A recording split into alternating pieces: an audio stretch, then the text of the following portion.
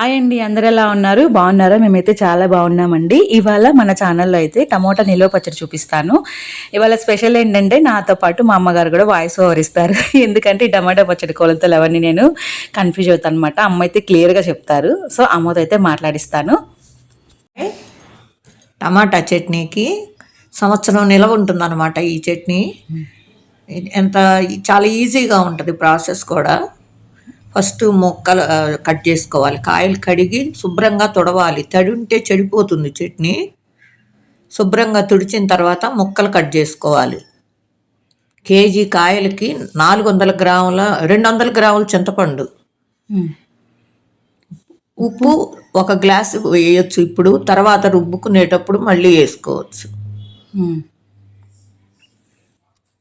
చింతపండు, ఉప్పు, కాయల్ని బాగా కలుపుకోవాలి. 1 గంట స్పూన్ పెట్టి కలుపుకుంటే చింతపండు నానుతుందన్నమాట. అలాగే ఈ చింతపండులో ఒక చింత గింజ కూడా ఉండకూడదండి. మామూలుగా అయితే పెద్ద పెద్ద గ్రైండర్లు ఉంటాయి కదా, దాంట్లో వేస్తే ఏ ప్రాబ్లం ఉండదు. కానీ నేనైతే ఇంట్లో చిన్న గ్రైండర్ కదండి, దాంట్లో వేసుకుంటున్నాను. సో మీరు కూడా ఇంట్లో పెట్టుకోవాలంటే మాత్రం చింతపండులో ఒక చింత గింజ కూడా లేకుండా జాగ్రత్తగా నీట్గా అయితే ఏరుకోవాలి. ఇక్కడైతే మేము 2 కేజీల టమోటాలు తీసుకున్నామండి. బాగా శుభ్రంగా కడిగి ముక్కలైతే కట్ చేసి ఒక గిన్నెలో వేసేసుకొని, చింతపండు కేజీకి 200 గ్రాములండి, అంటే 2 కేజీలకి 400 గ్రాముల చింతపండు, అలాగే 4 గ్లాసుల ఉప్పు, అంటే మన కాఫీ గ్లాసులు ఉంటాయండి, గిద్ద గ్లాసులు అంటారు, కొలత కరెక్ట్గా వస్తుంది. ఈ ఉప్పు టాటా కంపెనీది ఉంటుందండి, మెత్తటి ఉప్పు, అది తీసుకొని పర్ఫెక్ట్గా వస్తుంది. మెత్తటి ఉప్పు అండి. సో 4 గ్లాసుల మెత్తటి ఉప్పు. కారం కూడా 4 గ్లాసులు కొలత అండి ఇది. ఇవి కొలతలండి. మనం కట్ చేసుకున్న టమాటా ముక్కలు, అలాగే చింతపండు, ఉప్పు, ఈ మూడిటిని మాత్రమే చక్కగా కలిపేసుకొని ఒక నైట్ అంతా నాననివ్వాలండి. ఒక నైట్ అంతా నానిన తర్వాత ఇప్పుడైతే ఇలా అయిపోతుంది అనమాట. నూనె కాదు, నీరైతే బాగా ఊరుతుంది. చూసారు ఎంత బాగా ఊరుతుందో.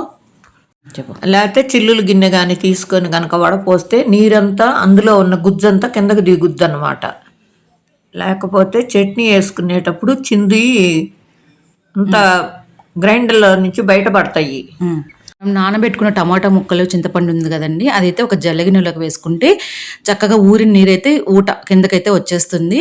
సో దీంట్లో అయితే ముందు చింతపండు అయితే చక్కగా నీట్గా వేరేసుకొని ముందు గ్రైండర్లో వేసుకుంటున్నా అండి. ఫస్ట్ గ్రైండర్లో అయితే చింతపండు వేసుకోవాలి. నానిన చింతపండు వేసుకొని మెత్తగా రుబ్బుకోవాలి.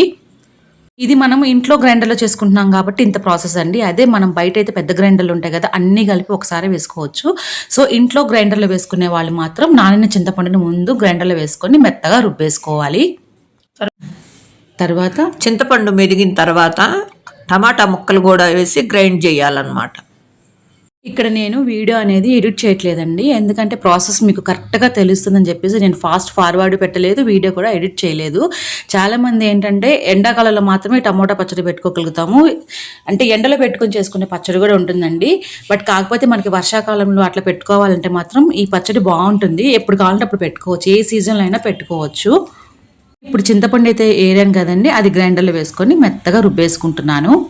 ఇది 1 సారి 2 సార్లు ట్రై చేస్తే 3వ సారి ఈజీగా పెట్టేసుకోవచ్చు అండి. అందుకనే నేను కూడా నేర్చుకుందామని వీడియో అయితే క్లియర్గా తీసుకున్నాను అండి. నేను తీసుకోవడమే కాదు, మన ఛానల్లో కూడా పోస్ట్ చేస్తున్నాను.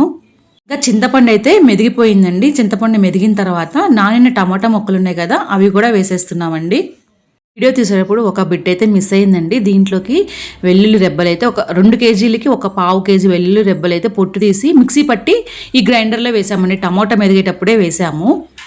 ఉల్లిపాయలు వేసిన తర్వాత కారము, అలాగే జీలకర్ర, ఇందాక మన ఊట వచ్చింది కదండి, ఆ ఊట కూడా కొద్దిగా పోసుకుంటూ గ్రైండర్ అయితే తిప్పుతూ ఉన్నామండి.